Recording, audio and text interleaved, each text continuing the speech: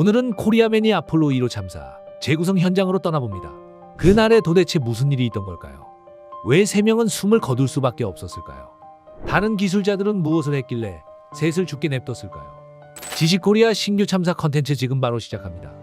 우주자생 슈트와 타임머신을 타고 과거 1967년으로 온 코리아맨과 봉신이입니다. 구해주는 건가 싶지만 과거 인간들에게 관여하면 안 되는 룰이 있기에 투명 버튼을 이용해 멀리서 그날의 상황을 지켜보겠습니다. 아폴로 1호 화재 사망사건 재구성 이야기입니다. 첫째, 사건 발생 10시간 전 플로리다 케이프 케네디 발사대 30번 거대한 3톤 원비 로켓 아폴로의 계획, 인간이 탄 첫 번째 우주선이 발사를 앞두고 있었습니다. 이날은 플러그 아웃 테스트라는 지상에서 이루어지는 리허설을 하는 날이었고, 승무원은 버스 그리솜, 에드워드 화이트, 로저 채피, 이 3명은 평소와 같이 우주복을 입고 발사 전 평지에서 이루어지는 리허설을 위해 다가갔습니다. 그리솜은 조종석을, 화이트는 출입문 쪽을, 채피는 오른쪽에 자리를 잡았습니다. 이때 외부와의 전원을 모두 차단한 플러그 아웃 테스트가 시작됩니다. 이 테스트는 실제 발사 절차를 그대로 재현하는 과정이었습니다. 말 그대로 외부 전원을 끊고 내부 전력만으로 모든 시스템을 만져봐야 했습니다. 근데 희한하게 오전부터 시작된 이 과정에서 자꾸 통신 이상과 작은 장비 문제가 발생했습니다. 심지어 관제소와 승무원 간 연결은 잡소리가 심해 대화가 끊기기도 했습니다. 뿐만 아니라 대기 시간은 오후까지 길어졌고 승무원들은 우주복 안에서 땀을 흘리며 대기했습니다. 그리솜은 답답함을 참지 못하고 관제소에 이렇게 말했습니다. How are we going to get to the moon if we can't talk between 3 buildings?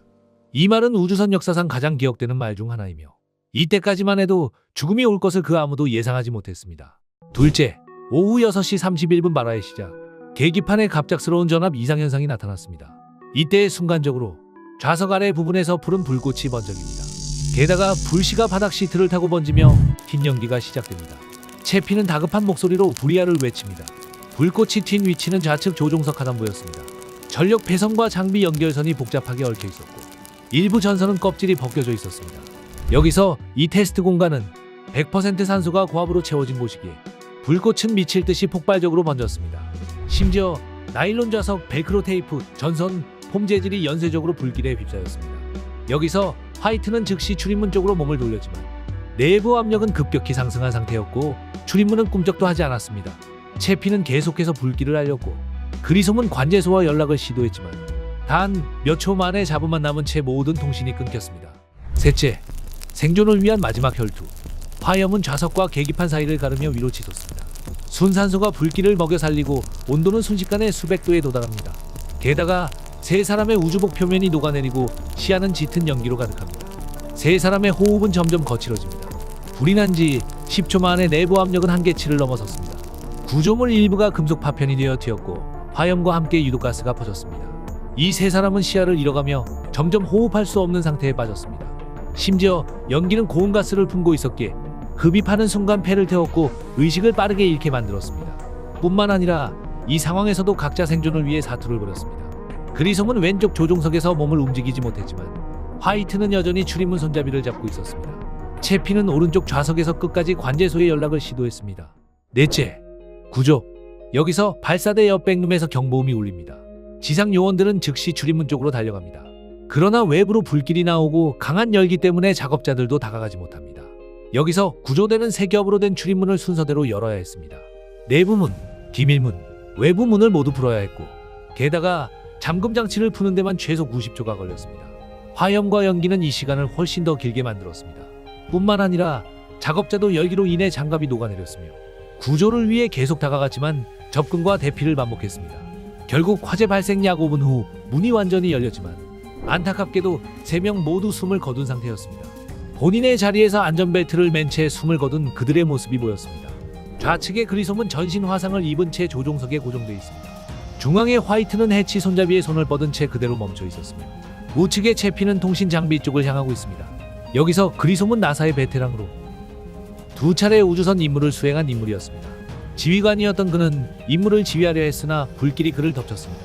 또한 화이트는 미국 최초로 우주 유영을 성공시킨 주인공이었지만 이날은 출입문 개방 절차를 끝내 수행하지 못했습니다. 마지막 채피는 첫 비행을 앞둔 신참이었지만 불꽃을 가장 먼저 알리고 끝까지 연락을 시도한 흔적이 남아 있었습니다. 다섯째, 사건 조사 및 원인. 그로부터 시간이 지난 후 사건 조사 결과 화재의 시작은 손상된 전기선으로 지목됐습니다. 게다가 순산소 환경과 가연성 소재 그리고 복잡한 출입문, 소화 장비 부재가 어우러져 참사를 키웠습니다. 역시나 나사는 아폴로 계획을 즉시 멈췄습니다. 사령선 설계 변경, 안전 규정 강화, 테스트 환경 개선이 시작됐습니다. 또한 사령선 내부 소재는 모두 난연성으로 교체되었습니다. 가장 중요한 테스트 환경은 산소 농도를 낮췄으며 질소를 혼합하도록 바뀌었습니다. 뿐만 아니라 출입문은 몇 초 만에 열 수 있는 구조로 재설계하였습니다. 또한 화재 감지기와 소화 장비는 필수로 달아야 하는 품목이 되었고 비상 탈출 절차가 강화되었습니다. 이 모든 것들이 아폴로 1호 참사 이후 모든 유인 우주선에 적용되었습니다. 2년 반 뒤 아폴로 11호가 달에 도착했습니다. 이 성공 뒤에는 아폴로 1호 3사람의 희생이 있었습니다. 아폴로 1호 참사는 단순히 우주 개발사의 한 페이지가 아니라 인류가 위험을 마주하는 방식 자체를 바꾼 사건이었습니다. 그리솜과 화이트, 채피의 이름은 이후 여러 학교, 기념비, 훈련시설에 새겨졌고 그들의 가족은 지금까지도 매년 그날을 기리기 위해 모입니다. 달 착륙의 환호 속에서도 그리고 오늘날 민간 우주선 발사 소식 속에서도 그들의 이야기는 조용히 이어집니다. 또한 그날의 기록과 마지막 음성도 박물관과 기록 보관소에 남아 세대를 넘어 전해지고 있습니다. 많은 사람들은 여전히 만약 그날의 불꽃이 없었다면을 자문하지만 역사는 그 질문에 답하지 않습니다. 다만 분명한 것은 그 불꽃이 이후 수많은 우주비행에서 수백 명의 생명을 지켰다는 사실입니다. 오늘날 우주는 여전히 위험하고 완전한 안전은 없습니다. 하지만 누군가는 그 위험을 감수하며 길을 열어야 하고 누군가는 그 길 위에서 더 멀리 나아갑니다. 아폴로 1호의 3사람은 그 길에 처음에서 인류가 발을 내딛기 전 가장 험난한 길을 희생으로 통과했습니다. 그들의 마지막 비행은 멈췄지만 그들이 향했던 방향은 지금도 꺼지지 않는 불빛처럼 남아 우리가 다음 세대와 함께 별을 향해 나아가게 하는 나침반이 되고 있습니다. 1969년 7월 인류 최초로 달에 착륙한 아폴로 11호의 뒤에는 아폴로 1호가 남긴 교훈이 있었습니다. 거스 그리솜, 에드워드 화이트, 로저 채피. 그들의 이름은 나사의 역사 그리고 우주 탐사의 길목에 영원히 새겨져 있을 겁니다. 이런 참사를 눈으로만 보고 있자니 마음이 너무 찢어집니다. 이들도 누군가의 아빠이자 아들이었을 겁니다. 아무리 흔들어도 소용없지만 오지 말라고 계속해서 손을 흔드는 두 사람을 끝으로 영상 마무리하겠습니다. 여러분, 이 3분의 희생이 있었기에 지금 우주 발전이 있다는 것 새겨두며 삽시다.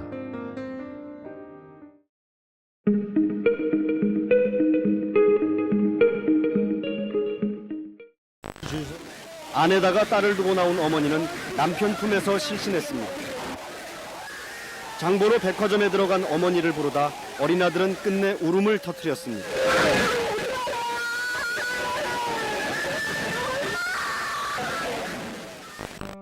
오늘은 코리아매니 삼풍백화점 참사 재구성 현장으로 떠나봅니다. 그날엔 도대체 어떤 일이 있었던 걸까요? 왜 붕괴될 수밖에 없었던 걸까요? 구조는 어떤 식으로 진행했을까요? 지식코리아 참사 컨텐츠 지금 바로 출발합니다. 타임머신을 타고 과거 1995년 6월 29일 서울 서초구에 있는 코리아맨과 봉신이입니다. 역시나 구해주면 안 된다는 룰이 존재하기에 투명 버튼을 이용해 해당 사건의 상황을 멀리서 지켜보겠습니다. 1995년 삼풍백화점 참사 재구성 이야기입니다. 첫째, 사건 발생 전 1995년 6월 삼풍백화점. 당시만 해도 국내 최대 규모의 백화점으로 불리며 수많은 시민들이 찾는 명소였습니다. 대한민국 자체는 호황이었으며 선진국 반열에 들어가는 시점이기도 했습니다. 또한 1인당 국민소득은 1만 달러를 넘어서기도 했습니다. 이처럼 삼풍백화점은 대한민국의 중심 중 한 곳에서 화려하게 운영되고 있었습니다. 게다가 최고의 명품들로만 즐비했던 부자들이 굉장히 많이 출입했던 백화점이었습니다. 이러한 평범하고 화려한 곳에서 사고 당일 아침 오전 10시 5층 천장과 기둥에는 20cm 이상의 균열이 생겼고 곳곳에서는 파괴음이 들렸습니다. 뿐만 아니라 에스컬레이터가 고장이 나고 백화점 내 에어컨까지 고장나서 더워서 백화점을 나가는 사람들도 있었습니다. 몇 명 직원들은 즉시 대피시켜야 한다고 요구했지만 소문내지 말아라, 장사 안 된다라는 경영진의 말이 있었고, 그래, 설마 이렇게 대한민국의 상징적인 백화점이 쉽게 문제가 생기겠어? 라는 생각이 직원들 사이에서는 퍼졌습니다. 낮 12시 감리 기술자가 공식적으로 붕괴 위험이 있다고 보고했음에도 백화점은 역시나 고객 대피 방송조차 하지 않았습니다. 그 순간에도 약 1000여 명의 손님이 건물 안에서 쇼핑과 식사를 이어가고 있었습니다. 아무것도 모른 채 조금 덥기만 할 뿐. 지금도 우리가 겪는 평상시의 백화점 내부와 같았습니다. 둘째, 붕괴의 순간 오후 5시 40분 무렵 백화점 내부는 이미 급속도로 이상해졌습니다. 가스 냄새가 퍼지고 건물은 유관으로 기울기 시작했습니다. 하지만 여전히 아무런 경고 방송은 없었고 사람들은 영문도 모른 채 물건을 고르고 있었습니다. 그로부터 17분 뒤 쿵 흔들리기 시작하며 엄청나게 땅이 요동치기 시작했습니다. 마치 강풍이 부는 것처럼 바람이 불기 시작했습니다. 우리가 전쟁 영화에서나 겪는 폭발음이 들렸습니다. 순식간에 A동 5층의 기둥이 무너지고 지붕까지 내려앉으면서 그 충격이 연쇄적으로 지하까지 이어졌습니다. 지상 5층부터 1층, 건물 전체가 지하까지 주저앉았습니다. 당시 지하에 있던 사람들은 어둠과 먼지 속에서 비명을 지르며 대피하려 했지만 시간은 너무 짧았습니다. 대한민국 현대사 최악의 건축물 붕괴가 시작된 순간이었습니다. 심지어 건물 안에서 밖으로 튕겨져 나오는 사람들까지 있었을 정도였습니다. 전쟁터를 방불케 하는 이 삼풍백화점. 이 모든 것이 불과 5초 만에 일어난 일이었습니다. 게다가 지하 1층 무너진 건물 속은 그냥 깜깜한 암흑과도 같습니다. 마치 지하 동굴 속에 있는 듯한 착각이 듭니다. 옆에서는 울부짖는 사람들 소리와 함께 공사장 냄새와 더불어 타는 냄새와 피냄새까지 지르고 마치 폭격 맞은 건물 같은 모습이었고 비극의 시작이었습니다. 셋째, 구조 및 생존. 붕괴 직후 현장은 아비규환이었습니다. 육해공군 1천여 명이 투입되었으며 처음 겪는 대형 참사 때문에 대한민국 구조대원들도 정신없는 하루가 계속되었습니다. 게다가 몸소 시민들은 부상자를 도로로 옮겨 응급조치를 했고 지나가던 차량들은 자발적으로 부상자들을 병원으로 실어 날랐습니다. 심지어 TV를 보던 목수, 절단공 등 많은 사람들이 현장으로 사람들을 구조하기 위해 달려왔습니다. 게다가 생존자가 분명 많이 있을 거란 생각에 무너진 곳 그 위로 중장비를 투입한다는 것은 추가 붕괴 위험으로 이어지기에 많은 구조대원들과 시민들은 맨손으로 철근을 절단하며 밤낮 없이 생존자를 찾았습니다. 그러나 이런 밤샘 구조 사이 많은 일도 생겼습니다. 인간의 과학적 힘으로는 도저히 생존자를 찾기는 어려우니 무속인과 외국 투시 전문가의 말을 듣고 구조를 하기도 하였으며 대통령과 정치인이 방문해서 사진을 찍고 정치적 활동까지 하는 바람에 구조가 지연되기도 했습니다. 또한 충격적이게도 인간의 악한 모습까지 확인할 수 있었습니다. 고가의 물건과 돈 수표가 널브러져 있는 그 삼풍백화점 현장에 자원봉사를 빙자하여 물건과 모피코트 등을 절도하는 사람들이 있었으며 800건 정도의 절도를 경찰은 검거했습니다. 또한 엎친 데 덮친 격으로 붕괴된 지 7시간 후 지하에서 불이 나기 시작했으며 국민들은 큰 걱정과 고통에 휩싸였습니다. 유가족들은 계속되는 구조 현장에서 밤을 새우기도 했으며 절망적이게도 생존자는 존재하기 힘든 게 사실이었습니다. 온전한 몸을 가진 사람들은 찾기 힘들었으며 5층 건물이 층층 겹겹이 쌓여진 모습도 발견되었습니다. 그 천장과 천장 사이의 공간은 30cm 정도였으며 전기수도 배관으로 꽉 차 있었습니다. 즉 그 사이 누군가 살아있다는 것은 거의 불가능에 가까웠습니다. 그 작은 공간에서는 옆구리가 터진 옷과 신발만 발견되는 경우가 많았습니다. 하늘도 무심하죠. 당시 많은 장마비까지 내리기 시작합니다. 많은 사람들은 장마비로 인해 생존자들이 익사하진 않을까 걱정하였고 물을 빼내는 작업까지도 동시에 진행하였습니다. 이렇게 계속되는 구조 작업이 이어지던 어느 날 그래도 희망은 존재했습니다. 기적처럼 붕괴 11일째 만에 첫 번째 생존자가 발견되었으며 13일 만에 두 번째 생존자, 17일 만에 세 번째 생존자까지 발견되었습니다. 이때 많은 국민들이 환호하였으며 포기하지 않고 추가 생존자가 있을 거라는 기대감이 가득했습니다. 하지만 결국 추가 생존자는 없었고 결국 25일째 되는 날 정부는 공식적으로 삼풍백화점 구조 종료를 발표하였습니다. 넷째, 사건의 원인들. 부상자 937명, 사망자 502명, 실종자 31명. 조사 결과 삼풍백화점은 처음부터 붕괴가 예정된 건물이었습니다. 아니, 지어져선 안 되는 건물이었습니다. 무리하게 5층까지 증축하였으며 지름이 80cm여야 하지만 60cm인 기둥.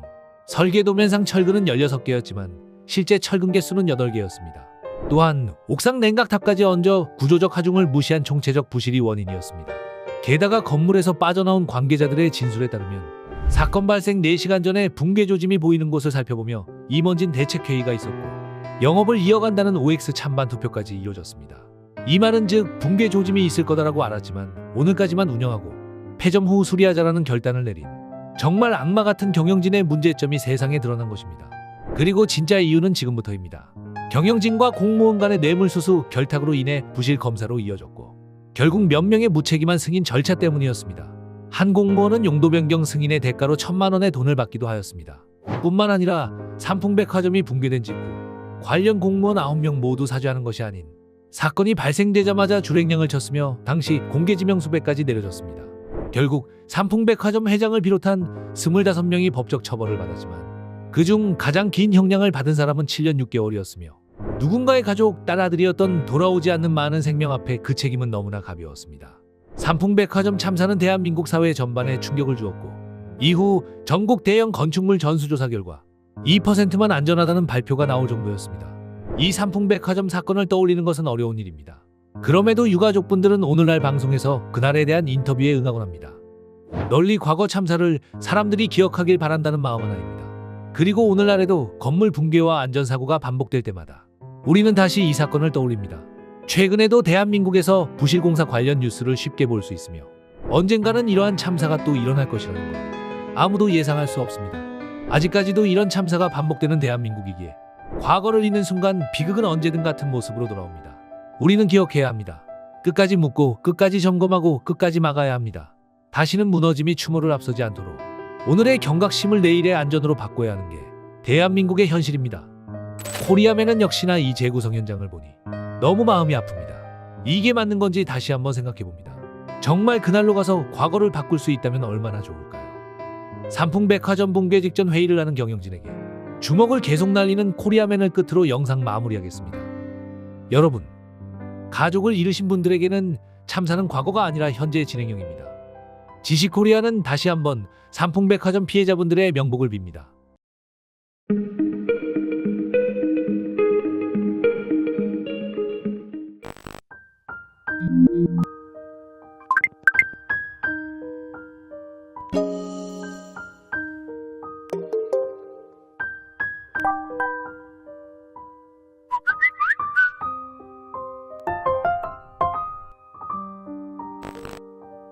오늘은 코리아맨이 과거 대구 지하철 참사 현장으로 떠나봅니다. 그날 왜 192명의 시민이 희생돼야 했을까요? 그리고 팩트로 사건을 재구성한다면 어떤 모습이었을까요? 2003년 2월 18일 대구 중앙역. 현재 이곳은 출근길 시민들로 붐비던 평범한 아침이었습니다. 부랴부랴 지하철에 많은 사람들이 올라타고 있었습니다. 9시 51분경. 순간 어떤 한 남자가 눈에 들어옵니다. 그는 전직 택시기사 김씨. 통에 휘발유를 가득 채우고 뚜껑만 만지작 라이터를 껐다 켰다 하기 시작. 사람들은 큰 소리로 항의하기도 하며 몇 명이 제지를 하였지만 불을 붙여버렸고 자신의 옷에 불이 붙자 휘발유통을 바닥에 던져버립니다. 이때에 순간적으로 푸른 불꽃이 퍼지며 큰 폭발이 일어났습니다.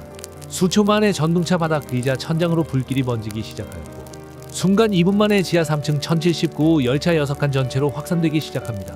이때 기관사는 소화기로 초기 진화를 시도했으나 실패하였으며 바로 관제 미보고 상태로 대피합니다.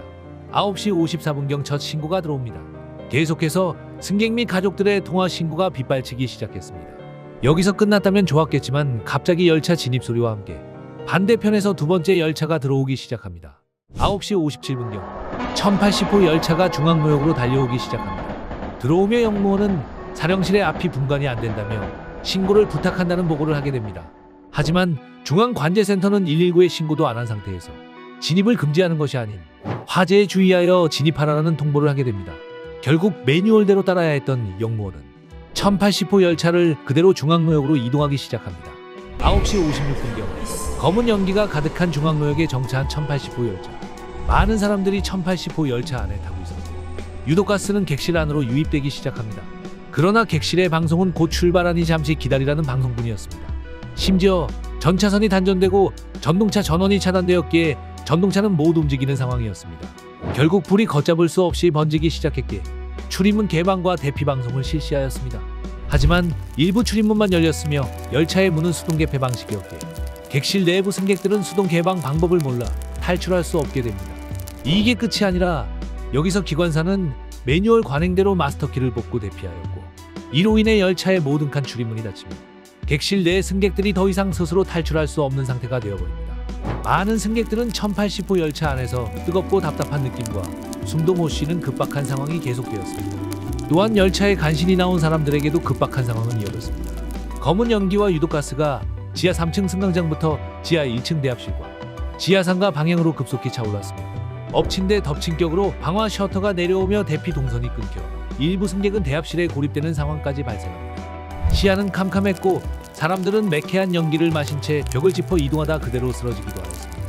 이어서 서문호 파출소 등 소방대가 도착해 구조를 시작했고 10시 4분 추가 지원으로 지하 1, 2층을 중심으로 구조 동선을 넓히기 시작합니다. 구조되는 연기가 덜한 계단부를 이용해 생존자를 끌어올리고 의식이 흐린 사람들을 신속히 지상으로 이송했습니다. 그러나 계속해서 구조를 시도했지만 구조대 방화복마저 견디지 못할 정도의 엄청난 열기가 이어졌으며 역사는 정전과 엄청난 열기, 독성 연무로 암흑 그 자체가 계속되었습니다. 불이 났던 옆 1079호 열차는 오히려 열린 문으로 대피가 가능했지만 뒤늦게 진입했던 1080호 열차에서 대다수의 희생이 발생. 결국 192명의 사망자 중 1080호에서 142명이 사망하였습니다. 사건은 약 3시간이 지난 13시 38분경 완전히 진압되었습니다. 사망자는 192명, 부상자는 151명으로 집계되었고 실종자는 21명에 달했습니다. 스크린 벽 기둥엔 손자국이, 바닥엔 발자국이 선명했으며 전동차 안에서는 안타깝게 유골 상태로 발견되는 사람들이 많았습니다.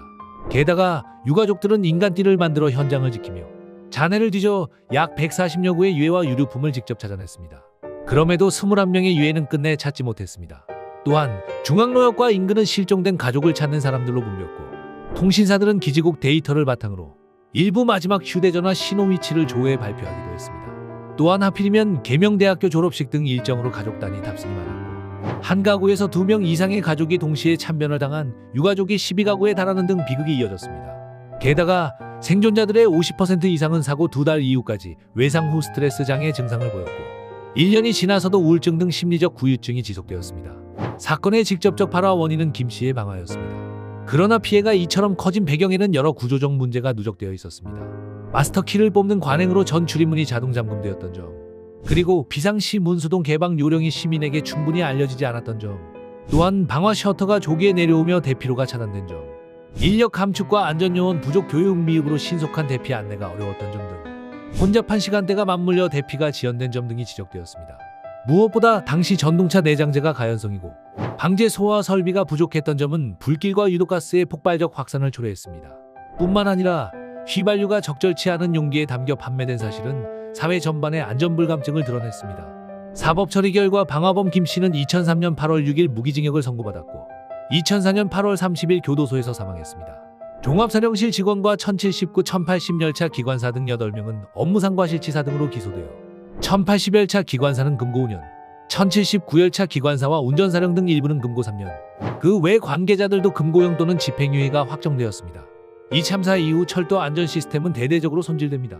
전국 도시철도에는 화재 감지기, 스프링클러, 비상조명과 안내 설비가 보강되고 객실마다 비상망치, 수동 개방장치, 방독면이 비치됩니다. 좌석과 내장재는 난연 불연 소재로 교체되고 비상 개폐 레버는 눈에 잘 띄는 위치와 표기로 바뀌었습니다. 뿐만 아니라 관제 매뉴얼에는 화재 발생 시 역에 정차하지 않고 통과 운행하는 원칙이 명시되고 무전 설비와 지휘 교육 훈련이 강화됩니다.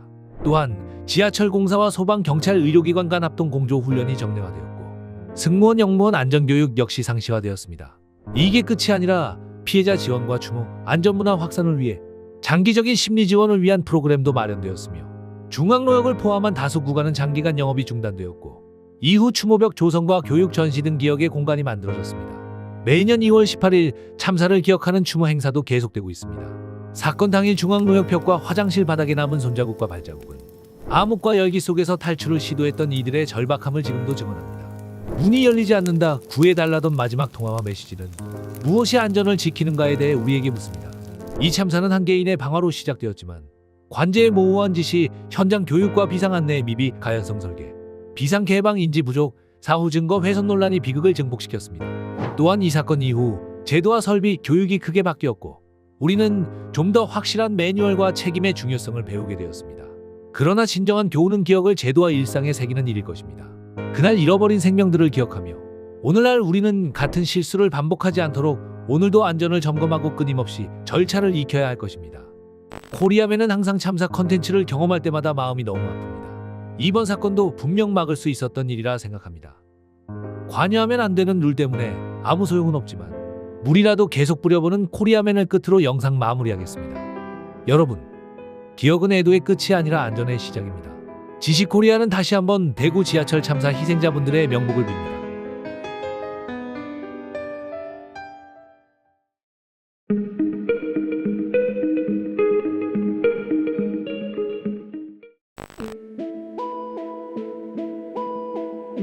오늘은 코리아맨이 말도 많고 탈도 많은 캄보디아 노예 현장에 직접 납치를 당해봅니다. 그곳에서 도대체 어떤 일이 발생하고 있는 걸까요? 한국인이 납치된다면 어떤 일을 겪을까요? 그리고 대처법은 없는 걸까요? 언론에서 공개되지 못한 끔찍한 실체들, 그리고 영상 마지막엔 대처법까지 공개하는 오늘 이야기. 캄보디아의 노예 생활 지금 바로 출발해봅니다. 갑자기 대학교 시절 친하게 지낸 대학 선배에게 연락이 와 급하게 카페에서 얘기를 나누고 있는 코리아맨입니다. 온갖 명품과 더불어 멋진 외제차도 타고 성공한 인생이라 말하는 이 선배. 대학교 시절에도 워낙 성품과 인기가 많았던 선배가 연락이 오니 너무 반갑네요. 동남아에서 사업이 크게 성공했다며 사업을 같이 하자며 계속 제안을 합니다. 네, 인생은 어차피 한 방이죠. 맨날 지식코리아 실험체로 사는 이 인생은 답이 없기에 지식코리아 노예든 캄보디아 노예든 또이또이라 생각하는 코리아맨입니다. 선배와 대박 인생을 상상하며 본격적으로 캄보디아 여행을 준비해봅니다. 캄보디아 노예를 경험한다면 발생되는 특징 3가지 그리고 대처법입니다. 첫째, 공항 입국. 몸만 오면 된다며 비행기표 숙박 등 모든 것을 준비해준 선배입니다. 그리고 신분증, 등본인감 같은 기본적인 서류 또한 이미 공항에 도착하기 전에 전달해 주었습니다. 또한 공항에 도착하니 선배는 없고 한국인과 중국인으로 보이는 사람이 코리아맨과 붕신이를 기다리고 있습니다. 여기서 우리가 아는 내용은 고액 알바 등 인터넷 모집으로 나는 절대 납치가 안 될 거라고 생각하는데 충격적인 건 친분을 이용한 접근, 즉 근처 지인, 초등학교 동창, 학교 선배 등 한국인들이 직접 납치 중간 유인책으로 조직과 연결되어 있는 경우가 더 많습니다.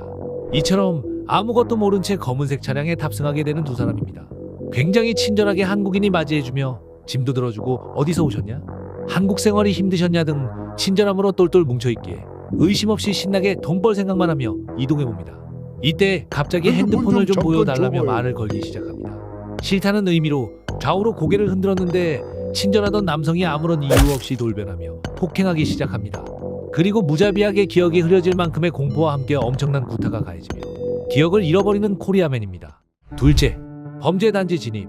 시간이 지나고 눈을 떠보니 펜션인 듯 호텔인 듯한 이상한 공간에서 눈을 뜨게 됩니다. 한국에서 가져온 짐은 사라져 있고 여권, 핸드폰, 지갑 등이 다 사라져 있습니다. 게다가 폭행을 가했던 한국인 남성과 중국인이 기괴한 웃음을 지으며 지금부터 내 말대로 안 하면 영영한국에 못 돌아간다며 협박하기 시작합니다. 이곳은 캄보디아 내 범죄단지 소굴이며 마치 일반 숙소처럼 보이는 곳입니다. 높은 담장과 철조망으로 이루어져 있으며 특히 200여 명이 넘는 삼엄한 경비가 주변을 채우며 겉은 숙박시설처럼 보이나 외부와 단절된 범죄단지입니다. 또한 배정받은 공간에는 2층 침대가 다닥다닥 붙어있고 창문은 없거나 막혀 있습니다. 심지어 단지 내부에는 생활이 모두 가능한 시설이 갖춰져 있는데 병원, 미용실, 핸드폰 가게, 식당, 환전소, 여권 갱신팀까지 존재하며 작은 하나의 도시처럼 생활이 가능한 곳입니다.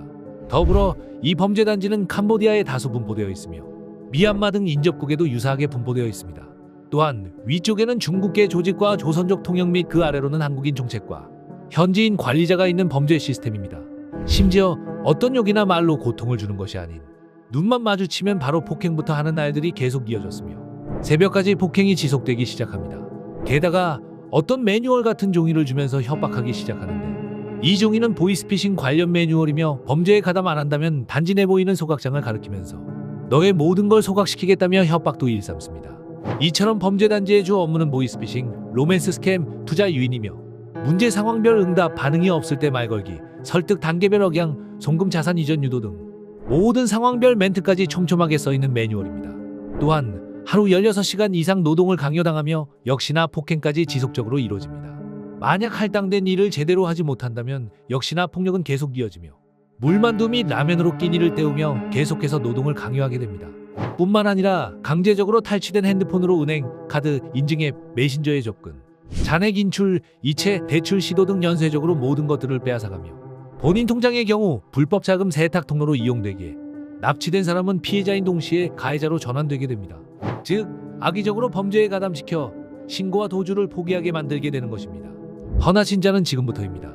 1.1 목표가 넘어가지 못한다면 더욱더 심한 가혹행위가 시작되는데 전기고문, 물고문 등 더욱더 과격한 방식으로 고문받게 됩니다. 또한 아무리 폭행해도 일을 너무 못하고 반항이 심하거나 적응을 못한다면 친구 몇 명을 캄보디아로 데려온다면 집에 보내주겠다면서 주변을 유인하는 알선책의 역할을 제안받기도 합니다. 셋째, 탈출 시도.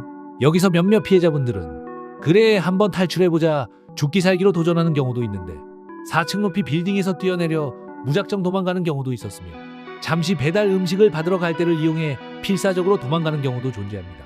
여기서 일부 피해자들은 공항 근처까지 도달하기도 하는데 내부 제보에 따르면 캄보디아 현지의 경찰군인 택시 공항 직원까지 범죄단지와 유착한 사례가 반복적으로 조사되었으며 도주자를 발견하면 조직에 돌려주는 대가로 현금이나 마약을 받는 엄청난 카르텔이 현실화되어 있습니다. 즉, 피해자들이 탈출한 외부 세계는 도움의 손길이 아니라 또 다른 감옥이 될 수 있습니다. 구조 직전 마지막 순간에 다시 붙잡혀 돌아간 경우가 많았습니다. 여기서 다시 붙잡혀온 인간은 뼈가 부러질 때까지 맞으며 더욱더 철저히 통제가 시작되는데, 만약 이렇게 계속 폭행 재반복 및 회유하더라도 더 이상 쓸모가 없어진다면 그때부터는 인간을 더 깊은 범죄의 수렁으로 밀어넣기 시작합니다. 단지 내부는 마약이 너무나 흔하기에 조직은 일부러 피해자를 마약에 중독시켜 빚을 더 크게 만들기 시작하며 마약값이 쌓이고 정신조차 온전하기 못하기에 탈출을 시도할 욕구조차 사라지게 만듭니다. 심지어 이제 마약 없이 견디지 못하는 몸이 되면 하청 조직에게 낮은 가격으로 팔려나가게 됩니다. 갑자기 새벽에 깨운 다음에 다른 건물이나 장소로 이동하기 시작됩니다. 조직이 가진 또 다른 사업 영역으로 넘겨지게 되는데, 바로 성착취, 장기 적출, 마약 유통입니다. 특히 캄보디아, 미얀마 국경지대의 단지들은 불법 장기 적출 조직과 연결되어 있습니다. 업무에 투입 불가능하다고 판단된 사람은 폭행으로 몸을 제대로 가누지 못한 상태에서 곧바로 의료 장비가 갖춰진 건물로 옮겨지게 됩니다. 게다가 신분증이 없고 실종 신고조차 되지 않은 외국인의 장비는 국제 암시장으로 넘겨지게 됩니다. 역시나 살아 돌아온 인간은 거의 없다고 봐도 무방할 정도입니다. 이게 끝이 아니라 모든 분야에서 활용할 가치가 없다고 최종 판단됩니다. 범죄 조직은 제거라는 결정을 내리게 됩니다. 단지 내부의 화장시설에서 흔적을 지워버리거나 주변 강가나 바닷가에 유기되어 악어, 개, 물고기 등에게 먹히게 만들기도 합니다. 이런 현실을 무척이나 잘 알기 때문에 탈출을 꿈꾸는 많은 이들은 결국 포기를 선택하게 되는데, 몸이 부서지는 고통보다 희망이 부서지는 속도가 더 빠르기 때문입니다. 넷째, 대처 방법. 이처럼 가까운 지인이라도 의심될 만한 여지가 있다면 필히 의심해야 하는데, 해외 범죄단체의 최대 무기는 절박함을 가진 사람들에게 하는 유혹과 속임수입니다. 따라서 해외에 발을 디디기 전에 마련되어야 합니다. 비정상적인 조건을 반드시 의심해야 합니다. 높은 급여, 숙소 제공, 조건 없는 채용, 정식 회사 주소나 사업자 정보 없이 개인 메신저로 진행되는 면접, 업무 장소를 명확하게 알려주지 않거나 관광 목적을 섞어 출국을 설득한다면 모두 경고 신호입니다. 또한 누군가가 비행기 표를 대신 예매하거나 보내준다면 거절해야 합니다. 표를 준다는 이유는 단 하나, 출국을 통제하기 위해서입니다. 티켓이 그들의 첫 번째 족쇄가 되기에 그 순간부터 이동 동선이 조직이 원하는 방향으로 흘러가게 됩니다. 더 나아가 출국 후 여권과 휴대폰 사진 촬영 요구는 납치 직전 가장 명백한 위험 신호입니다. 그들은 보안 검증을 핑계로 신원과 위치를 묻거든요. 언제든 인신 구속이 가능하도록 통제 장치를 마련하게 됩니다. 또한 역시나 지인을 통한 제한도 예외 없이 경계해야 합니다. 알려지지 않은 가장 많은 피해 사례는 가해자는 친구, 선후배, 직장 동료였습니다. 그들 역시 이미 위협과 폭행으로 조직에 종속되어 있을 가능성이 크기 때문에 유혹은 관계를 타고 들어옵니다. 너만 알고 있어. 나 믿어도 돼. 같이 해보자 등. 이 말이 비행기표보다 더 위험하니 절대 믿지 말고 의심부터 해야 합니다. 또한 인터넷으로 보거나 전단지로 보는 대출, 지갑 분실, 사설 금융 광고 역시 주의 대상입니다.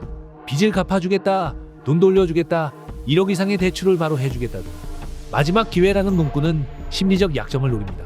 가장 흔한 첫 단추이기에 우리가 꼭 조심해야 하는 것 중 하나입니다. 더 나아가 해외여행과 취업 계획은 반드시 주변과 지속적으로 공유해야 합니다. 목적지, 동행자, 숙소 정보 등을 계속 소통해야 합니다. 만약 연락이 끊긴다면 구조 요청이 가능한 최소한의 장치가 될 수 있습니다. 이처럼 대처법은 역시나 존재하지만 가장 좋은 방법은 해외 취업이나 해외에서 돈을 벌 수 있는 기회가 온다면 한 번쯤은 의심해보는 습관이 중요하며, 예전부터 알고 지내던 지인이라도 달콤한 유혹이라면 한 번쯤은 의심해보는 것이 가장 현명한 대처법이 될 것입니다. 이렇게 캄보디아 노예 생활을 하니 한국이 너무 그립습니다. 맘먹고 대들자니 해를 가한다고 도저히 어떻게 할지 감이 안 잡힙니다. 안 되겠습니다. 오랜만에 이 우주 최강 자생 슈트를 사용해야겠습니다. 자생 슈트를 이용해 갇혀있던 사람들을 전부 투명인간으로 만들어 같이 범죄 소굴을 탈출하는 코리아맨을 끝으로 영상 마무리하겠습니다. 여러분, 정말 이렇게 누군가의 슈퍼 능력으로 많은 해외 납치 피해자분들을 구해줄 수 있다면 얼마나 좋을까요? 지식코리아는 현재 이 순간에도 갇혀있는 피해자분들의 무사귀환을 기원합니다.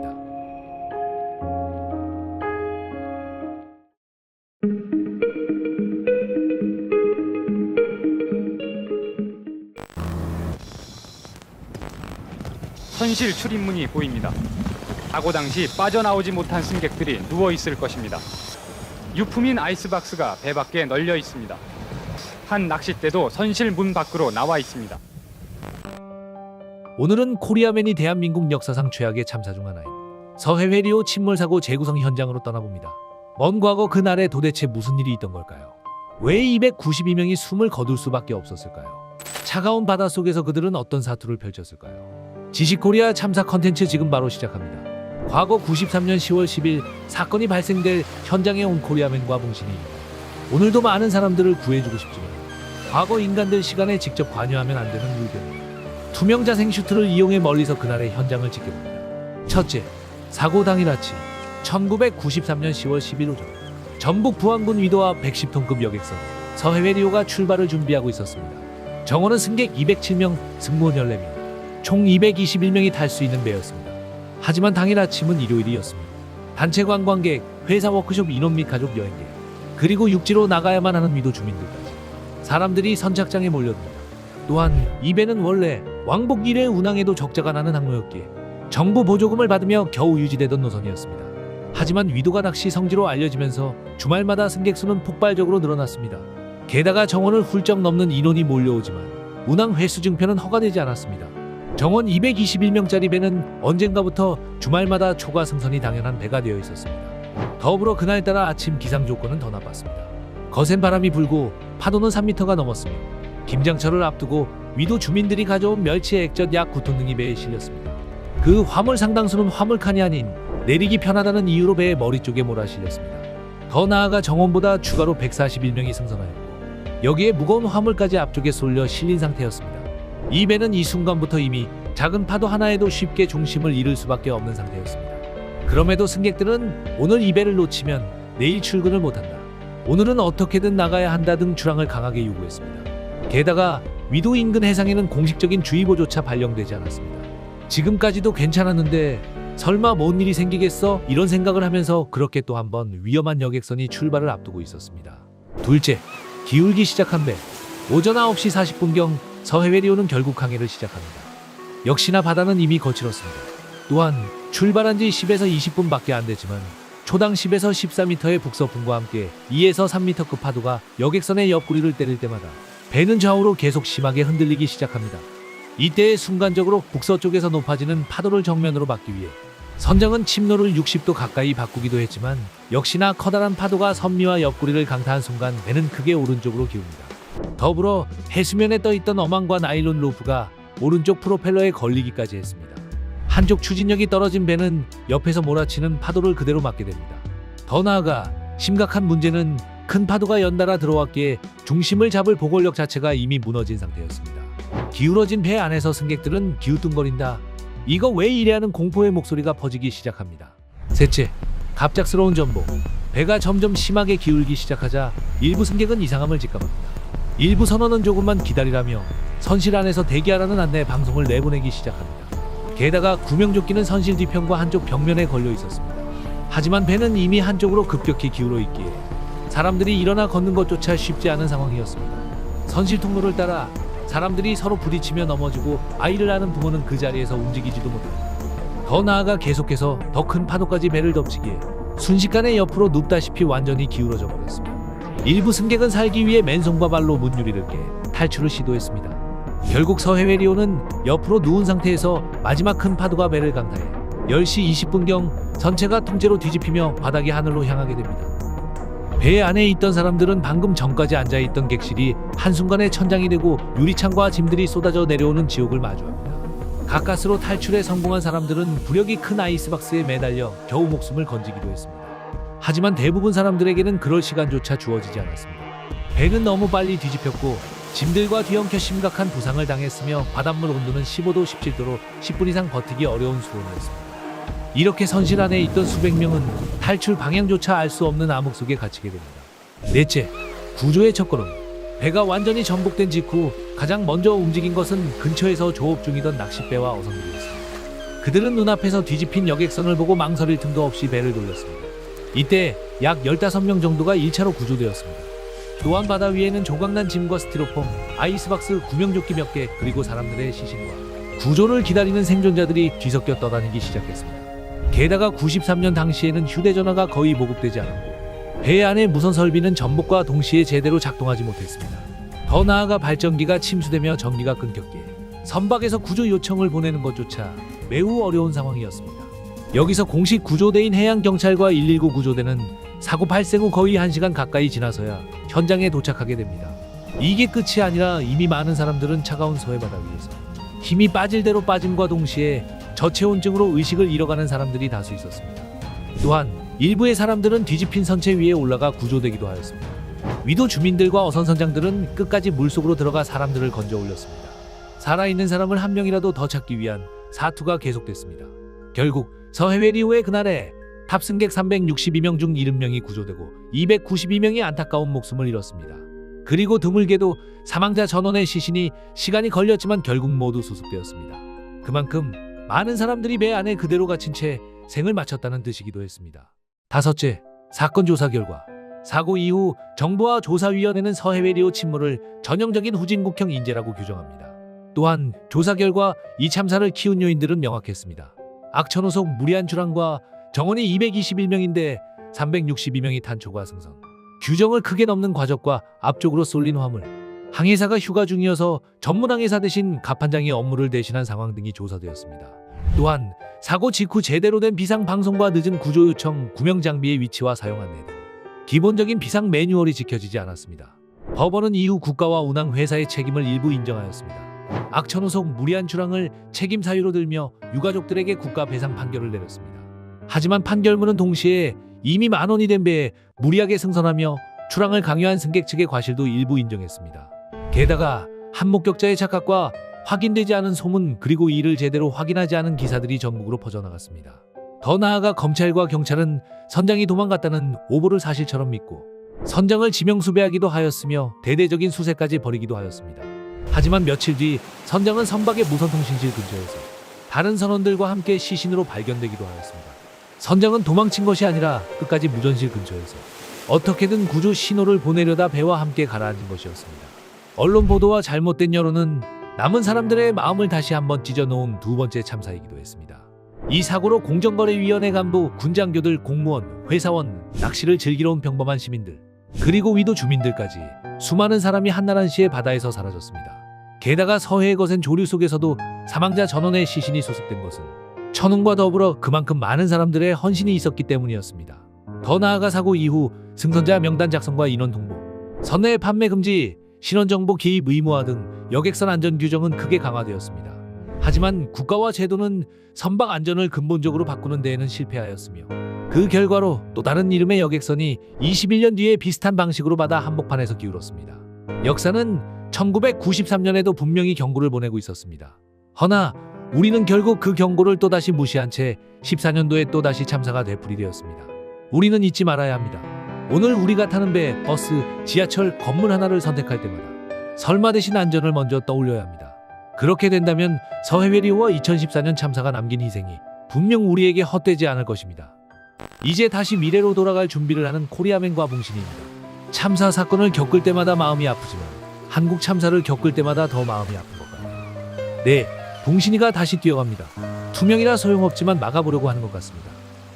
오늘은 출항하지 말라며 계속 손을 흔드는 붕신이를 끝으로 영상 마무리하겠습니다. 여러분, 옛날에 그런 일도 있었지라고 넘기지 말고 지금 우리가 살고 있는 2025년 그리고 미래에도 안전에 대한 감각은 항상 마음속에 새겨두며 살아갑시다.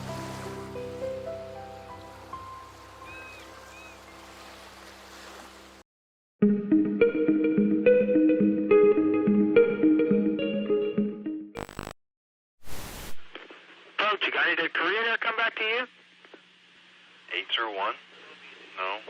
He checked in with me. I cleared him to land. I don't know where he's at. Never did have him in sight. You never saw him? Negative. He didn't land? Negative. My God. 오늘은 코리아맨이 대한민국 항공 역사상 가장 가슴 아픈 참사 중 하나인 대한항공 801편 참사 재구성 현장으로 떠나봅니다. 베테랑 기장은 왜 활주로가 아닌 산으로 비행기를 몰았을까요? 구조대는 왜 불길을 보고도 바로 진입할 수 없었을까요? 출발 전 그들에게 위험을 알릴 수 없었을까요? 지식코리아 참사 콘텐츠 지금 바로 시작합니다. 역시나 오늘도 타임머신을 이용해 과거 1997년 8월 5일에 김포공항으로 온 코리아맨과 봉신이입니다. 투명자생 슈트를 이용해 그날 밤 801편의 마지막 비행을 조용히 따라가 보겠습니다. 대한항공 801편 추락사고 재구성 이야기입니다. 첫째, 불안한 출발. 1997년 8월 5일 밤 김포국제공항은 여름휴가를 떠나는 설렘으로 가득 차 있었습니다. 가족 단위 여행객, 신혼부부 그리고 어린아이들까지 총 237명의 승객이 보잉 747기에 탑승했습니다. 이 거대한 비행기를 책임질 사람은 42세의 기장 박 씨. 그는 비행시간 9,000시간을 자랑하는 베테랑이었고 과거 엔진 고장 상황에서도 비행기를 안전하게 착륙시켜 비행 안전상까지 받은 실력자였습니다. 하지만 조종석의 분위기는 어딘가 무거웠습니다. 사실 박 기장은 원래 두바이 비행 스케줄이었으나 휴식을 제대로 취하지 못한 채 급하게 괌 노선으로 변경된 상태였습니다. 또한 비행 전 그는 정말 졸리다라며 피로를 호소했고 8시간짜리 비행이라 수당도 나오지 않는 현실에 불만을 토로하기도 했습니다. 오후 8시 53분 예정보다 약 50분 늦게 801편은 괌을 향해 이륙했습니다. 이때까지만 해도 승객들은 4시간 뒤 마주할 끔찍한 운명을 알지 못한 채 잠을 청하거나 기내식을 즐기고 있었습니다. 둘째, 악천후의 시작. 순항 단계에서 특별한 문제는 없었습니다. 조용히 비행을 이어갔으며 기내 분위기도 평온하였습니다. 이때 괌에 가까워지자 상황은 급변했습니다. 평온하던 하늘은 갑자기 사라지고 괌 공항 주변에는 것엔 열대성 소나기가 쏟아지고 있었습니다. 더불어 시야는 구름에 가려져 한 치 앞도 보이지 않는 상황이었습니다. 뿐만 아니라 가장 큰 문제는 공항의 핵심 장비인 활강로 유도 장치가 고장 나 있었다는 점입니다. 이 장치는 비행기가 적절한 각도로 내려오도록 유도해주는 역할을 하는데 당시 수리 중이라 꺼져 있는 상태였습니다. 즉 조종사들은 시각과 거리 계산에만 의존해 착륙해야 했습니다. 게다가 조종석 내부에서는 혼란이 발생했습니다. 착륙 접근 중 기계에서 활강로 신호가 잡히는 듯한 오류가 발생하자 항공기관사가 활강로가 작동합니까? 라고 물었고 기장은 작동한다라고 답했습니다.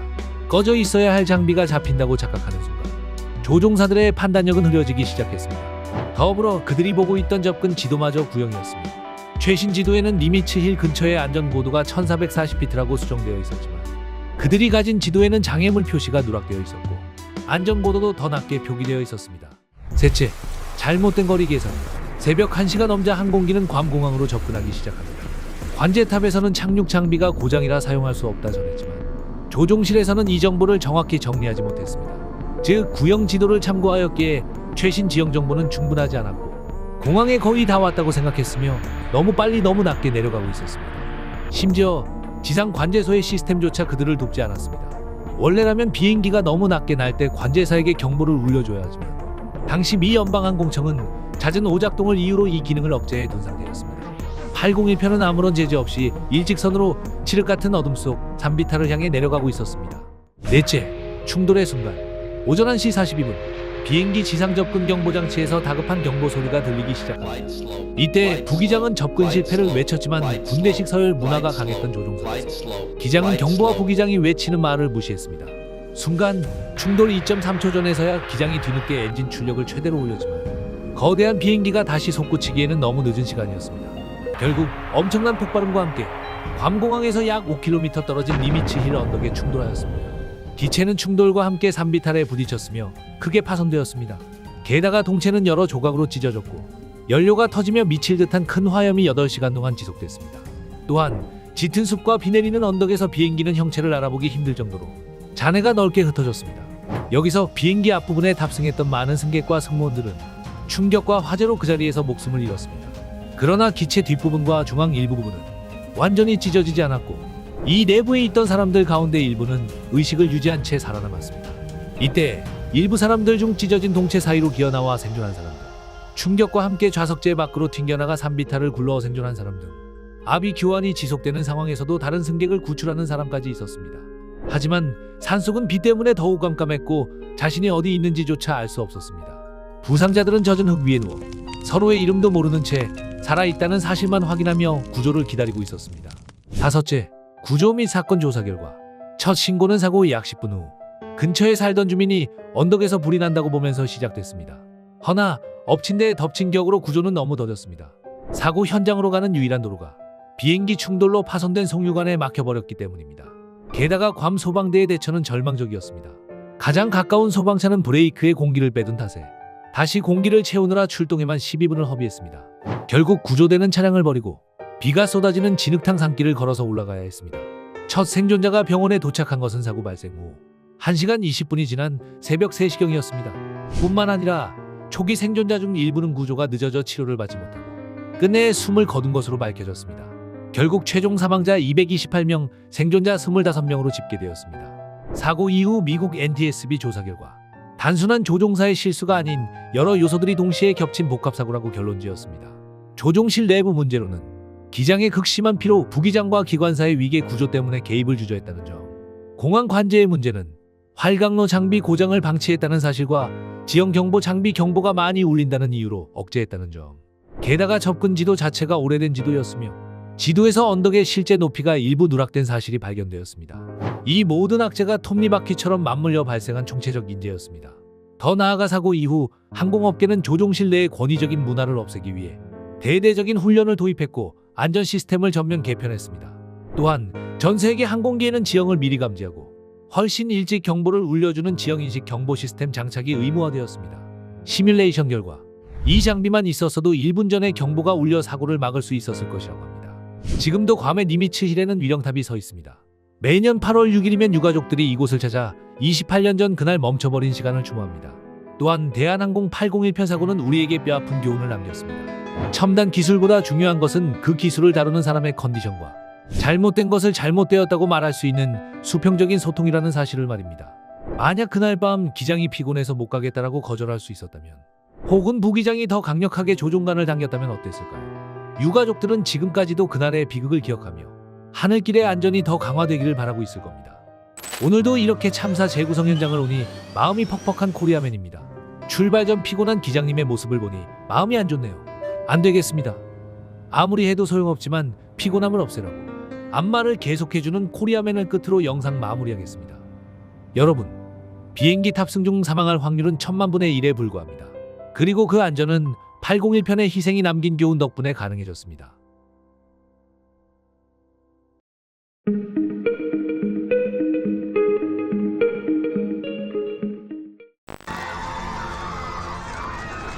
It looks to be a perfect liftoff. TDL confirms throttles. Thank you. Challenger, go at throttle up.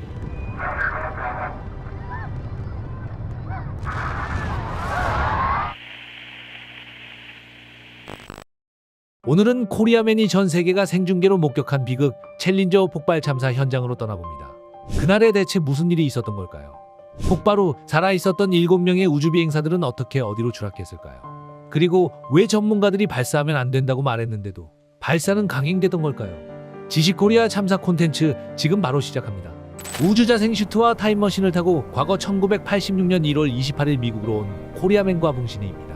막을 수 있다면 막고 싶지만 역시나 과거에 개입하면 안 되는 룰이 있기에 투명 자생 버튼을 누르고 그날의 참사를 멀리서 지켜보는 두 사람입니다.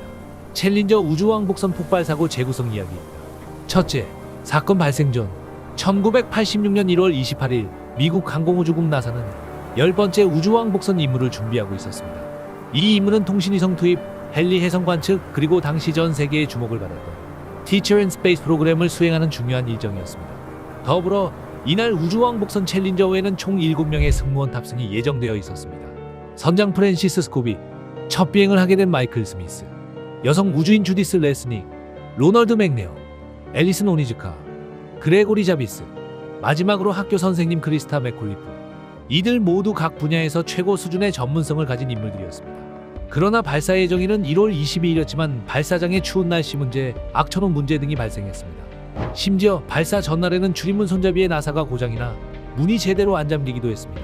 이렇게 여러 번의 연기가 반복되었고 결국 예정일보다 6일이 늦은 1월 28일에서야 발사가 가능해졌습니다.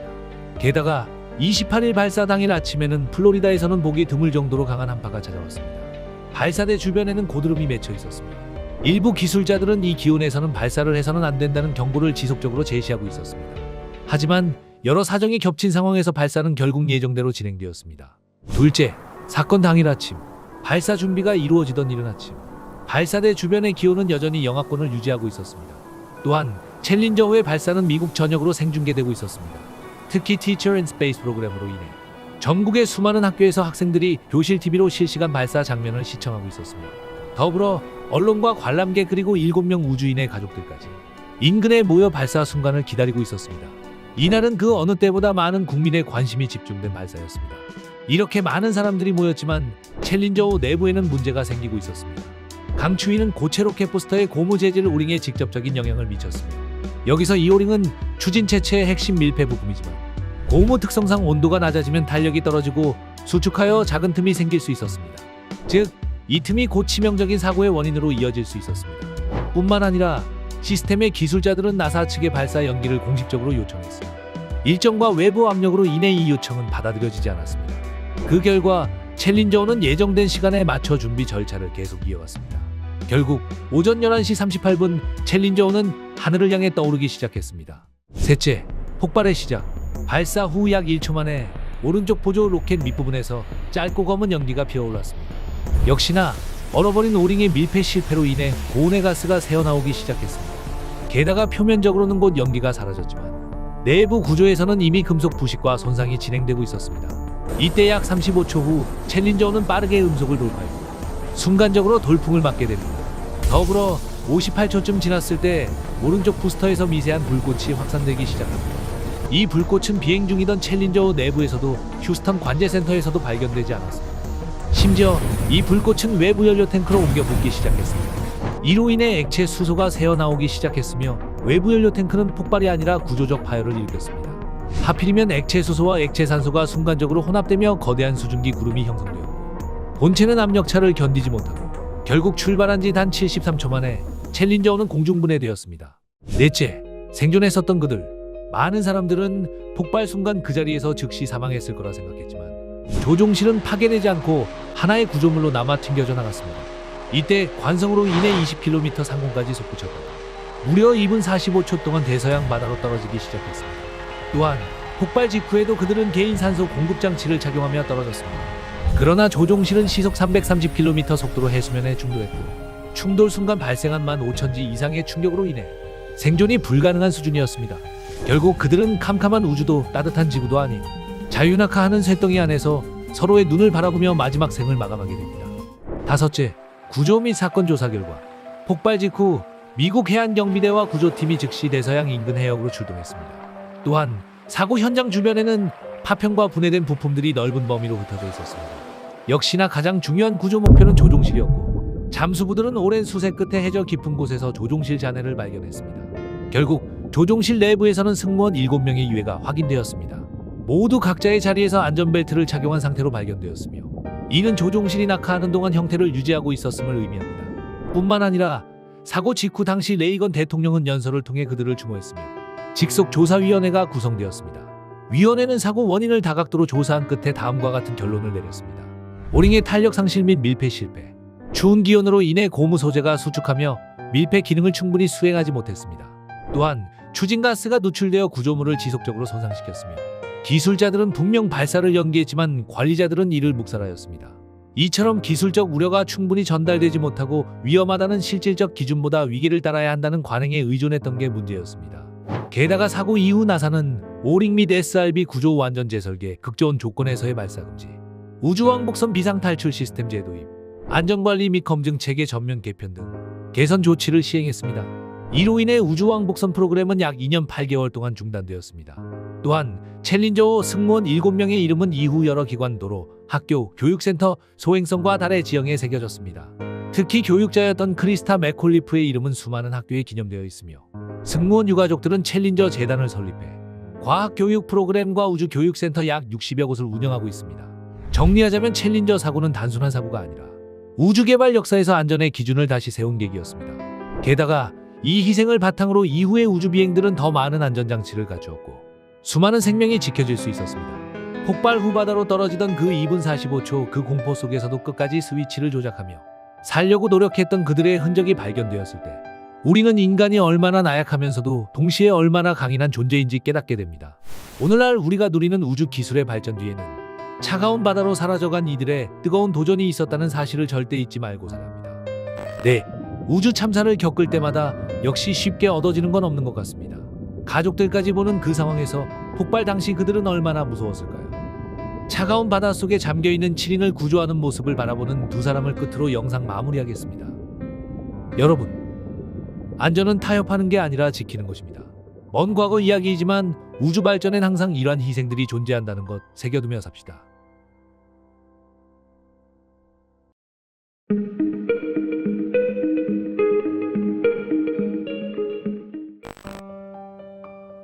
오늘은 코리아맨이 대한민국 역사상 가장 부끄럽고도 비통했던 시랜드 청소년 수련원 화재 참사 현장으로 떠나봅니다. 그날 밤 도대체 왜 콘크리트가 아닌 컨테이너 박스에 아이들을 재웠을까요? 불이 났을 때 도대체 선생님들은 어디서 무엇을 하고 있었을까요? 그리고 27년이 지난 지금 그 참사의 현장은 어떻게 변해 있을까요? 우주자생 슈트와 타임머신을 타고 과거 1999년 6월 29일 경기도 화성군 서신면으로 온 코리아맨과 봉신입니다. 맑은 바닷바람이 불고 아이들의 웃음소리가 잦아든 고요한 밤입니다. 하지만 절대 과거에 개입할 수 없는 관찰자 룰이 있기에 투명 버튼을 이용해 그날의 일을 지켜보겠습니다. 시랜드 청소년 수련원 화재 재구성 이야기 5가지입니다. 첫째, 사건 발생 전 서해안의 아름다운 갯벌이 보이는 시랜드 청소년 수련원. 서울, 경기 지역의 유치원과 초등학교에서 온 497명의 아이들이 이곳에 모였습니다. 특히 3층 301호에는 소망유치원 햇님반 아이들이 곤히 잠들어 있었습니다. 부모님 품을 떠나 처음으로 친구들과 하룻밤을 자는 날, 아이들은 얼마나 설렜을까요? 하지만 우리 눈앞에 보이는 저 건물, 이 건물은 정상적인 건물이 아니었습니다. 1층 콘크리트 건물 위에 화물용 컨테이너 52개를 레고 블록처럼 쌓아 올린 가건물입니다. 뿐만 아니라 단열재로는 스티로폼과 우레탄폼을 썼고 내장재는 전부 목재와 합판이었습니다. 심지어 아이들이 자는 방에는 스프링클러는커녕 제대로 된 비상벨조차 울리지 않는 상태였습니다. 이곳은 건물이 아니라 사실상 거대한 인화물질 창고나 다름없었습니다. 결국 이날 밤 12시가 넘어가며 고된 캠프 일정을 마친 아이들은 깊은 잠에 빠져듭니다. 이때까지만 해도 이 좁은 컨테이너 박스에 엄청난 일이 생길 거라곤 그 누구도 상상하지 못했습니다. 둘째, 불꽃의 시작. 새벽 1시 30분경 3층 301호에서 미세한 연기가 피어오르기 시작합니다. 모기향 불이 옆에 있던 옷가지나 종이에 옮겨 붙었다고 하지만 누전에 의한 화재 가능성을 강력히 제기되기도 했습니다. 원인이 무엇이든 중요한 건 그 다음입니다. 일반적인 콘크리트 건물이었다면 물이 번지는데 시간이 걸렸을 겁니다. 문제는 이곳은 샌드위치 패널과 스티로폼입니다. 불이 붙는 순간 순식간에 펑하는 소리와 함께 유독가스가 폭발적으로 뿜어져 나옵니다. 이때 옆방에 있던 태권도 관장님이 타는 냄새를 맡고 뛰쳐나왔을 때 이미 3층 복도는 앞이 보이지 않을 만큼 시커먼 연기로 가득 찼습니다.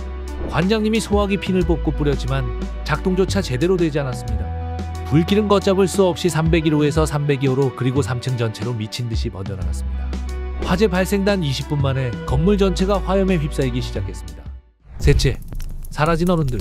불이 났을 때 아이들을 대피시켜야 할 담임 선생님들은 도대체 어디 있었을까요? 안타깝게도 301호 햇님반 아이들이 잠든 방 안에는 단 한 명의 어른도 없었습니다. 일부 교사들은 아이들을 재운 뒤 밖으로 나가 삼겹살에 소주를 마시며 회식을 하고 있었습니다. 뿐만 아니라 다른 교사들은 314호 방에 모여 회의를 하거나 쉬고 있었다고 주장했지만 생존자들의 증언에 따르면 불이 났을 때 복도에서 아이들을 구조하는 선생님은 거의 보이지 않았습니다. 작고 어린 그 순수한 7살, 6살 아이들이 뭘 할 수 있었을까요? 매캐한 유독가스가 폐를 찌르고 시야는 암흑으로 변했습니다. 아이들은 본능적으로 출입문 쪽으로 기어갔지만 뜨거운 불길이 가로막았습니다. 만약 그 방 안에 선생님이 딱 한 명이라도 같이 자고 있었다면 적어도 창문을 깨거나 아이들을 안고 뛰쳐나올 수는 있었을 겁니다. 하지만 아이들은 그 무서운 어둠 속에서 어른들도 없이 서로를 끌어안은 채 그렇게 점점 의식을 잃어갔습니다. 넷째, 처참한 진실들. 소방차가 신고를 받고 출동했습니다. 하지만 현장까지 오는 길도 지옥이었습니다. 진입로는 비포장도로에 너무 좁아서 소방차가 들어오기 힘들었고 도착했을 때는 이미 새벽 2시가 넘었습니다. 더 나아가 도착해서도 상황은 절망적이었습니다. 샌드위치 패널 속 스티로폼은 물을 부려도 잘 꺼지지 않았고 오히려 유독가스를 뿜으며 폭발하듯 타올랐습니다. 심지어 고열을 견디지 못한 얇은 컨테이너 뼈대가 엿가락처럼 휘어집니다. 3층 건물이 와르르 무너져 내렸습니다. 소방대원들은 무너진 건물 잔해 밖에서 하염없이 물을 쏘아댈 수밖에 없었습니다. 결국 화재 발생 3시간이 지난 새벽 4시가 다 되어서야 가까스로 큰 불길이 잡혔습니다. 소방대원들이 아직 식지 않은 열기를 뚫고 301호가 있던 잔해 위로 진입한 시각은 새벽 4시 30분경. 그 베테랑 소방관들조차 자리에 주저앉고 말았습니다. 301호 방문 앞, 그곳에는 18명의 아이들이 서로 뒤엉킨 채 발견되었습니다. 얼마나 무서웠는지, 얼마나 나가고 싶었는지 아이들은 문 앞까지 기어와 서로를 꼭 끌어안고 있었습니다. 또한 신원 확인조차 불가능할 정도로 훼손이 심했습니다. 이때 딸을 찾으러 온 한 아버지는 무너져 내리는 가슴을 부여잡고 아이들을 확인했습니다. 그리고 딸의 다리에 붙어있던 세일러문 스티커를 보고서야 그 작은 아이가 자신의 딸임을 알아봤습니다. 이 화재로 유치원생 19명을 포함해 총 23명이 목숨을 잃었습니다. 그중 18명이 소망유치원 햇님반 아이들이었습니다. 결국 한반이 통째로 그렇게 사라져버린 겁니다. 다섯째, 솜방망이 처벌. 사건 이후 밝혀진 진실은 더욱 추악했습니다. 이 건물은 애초에 허가가 날 수 없는 불법 건축물이었습니다. 화성군청 공무원들은 뇌물을 받고 불법을 눈감아줬고, 건축주는 돈을 아끼려고 아이들의 생명을 담보로 샌드위치 패널을 썼습니다. 그렇다면 이 사람들은 어떤 벌을 받았을까요? 시랜드 원장은 징역 1년, 금고 4년, 고작 5년이었습니다. 인솔 책임자였던 유치원 원장은 금고 2년 6개월. 또한 건축 허가 과정부터 이미 돈잔치였습니다. 담당 공무원은 시공사가 건넨 수천만 원의 뇌물을 받고 건물을 지탱할 기둥을 줄이는 위험천만한 설계 변경을 눈감아 주었습니다. 하지만 참사 직후 열린 재판에서 그들이 받은 것은 고작 집행유예였습니다. 관행이었다는 변명 앞에 법의 심판은 무기력했습니다. 천사 같았던 23명의 목숨값이 고작 이 정도였습니다. 뿐만 아니라 아이를 잃은 슬픔을 견디지 못한 필드하키 금메달리스트 김 씨는 모든 메달과 훈장을 반납하고 내 조국이 내 아들을 죽였다는 말을 남긴 채 한국을 떠나 이민을 갔습니다. 그리고 더 충격적인 사실이 있습니다. 지금 2026년 그 참사의 현장은 어떻게 되었을까요? 놀랍게도 그 시랜드 부지 바로 옆에는 야자수 마을이라는 유명한 대형 카페가 운영 중입니다. 인스타 핫플로도 알려진 이곳. 알고 보니 이 카페의 운영자는 당시 시랜드 원장의 가족들이었습니다. 심지어 참사가 일어났던 그 땅을 주차장으로 불법 사용하고 있었다는 사실이 밝혀졌습니다. 내 아이들이 하늘로 떠난 자리에서 가해자의 가족이 버젓이 돈을 벌고 있는 현실. 유가족들은 또 한 번 피눈물을 흘려야 했습니다. 시랜드 참사는 사고가 아니었습니다. 돈에 눈먼 건축주, 무책임한 공무원, 그리고 안전 불감증에 걸린 어른들이 합작해서 만든 간접 결과였습니다. 지금도 어딘가에서 어른들의 욕심 때문에 위험한 곳으로 내몰리는 아이들이 있을지 모릅니다. 타다 남은 세일러문 스티커, 그리고 문 앞에서 서로를 끌어안고 발견된 18명의 천사들. 우리는 이 아이들에게 빚을 지고 살고 있습니다. 그 문을 막은 건 불길이 아니었습니다. 설마 무슨 일이 있겠어라는 안일함과 돈만 아끼면 그만이라는 어른들의 이기심이 그 문을 꽉 잠그고 있었습니다. 이 아이들이 살아있었다면 누렸을 20대의 청춘, 30대의 사랑, 그리고 미래. 각 인생의 소중함이 어른들의 잘못으로 없어졌다는 것. 분명 기억해야 하고 깨달아야 할 우리 어른들의 남은 과제일 것입니다. 그날 밤 아이들이 흘렸던 눈물과 공포를 우리가 감히 다 헤아릴 순 없겠지만 적어도 아이들의 이름이 헛되지 않게 다시는 이런 지옥을 만들지 않겠다고 약속해야 합니다. 어른으로서 지켜주지 못해 정말 미안한 마음뿐입니다. 부디 그곳에서는 뜨거운 불길도 잠긴 문도 없는 곳에서 친구들과 마음껏 뛰어놀기를 간절히 기도합니다. 잊지 않겠습니다. 지식코리아는 다시 한번 희생자 아이들의 명복을 빕니다.